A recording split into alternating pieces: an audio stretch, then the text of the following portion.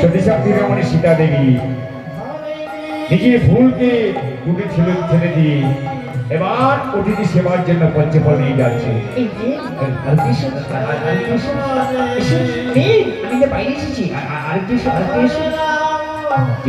ফল দিতে গিয়েছি, এবার রূপ ধারণ করে আমি তোমার ওই পঞ্চফল চাই না, আমি যে তোমাকে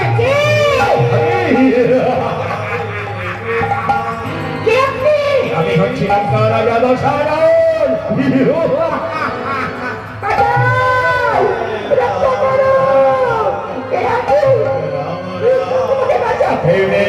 সুন্দরী এই রাবণের হাত থেকে রক্ষা করতে এমন সঙ্গে কারণে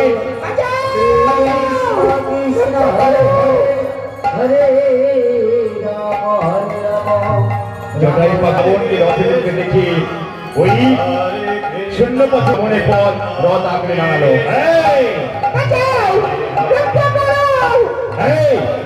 এই জটায়ু ভাই বলছি ছেলে তুই, আমি জটায়ু খাই বলছি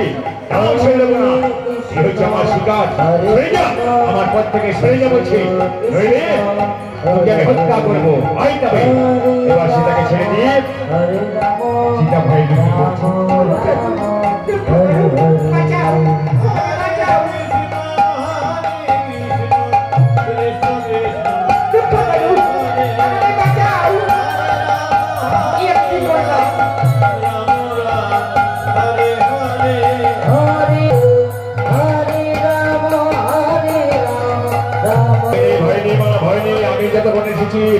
তোমার কৃষক রূপকে স্পর্শ করতে পারবে না।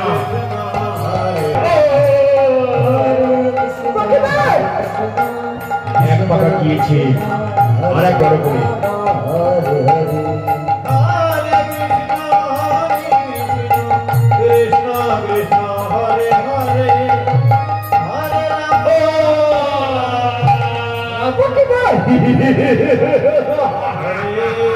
এসে সুন্দরী ভূমিতে পড়ে গেল জটায়ু আকাশ থেকে। এসে সুন্দরী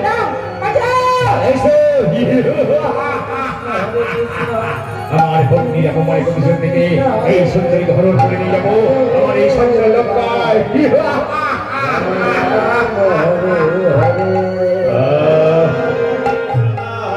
রামচন্দ্র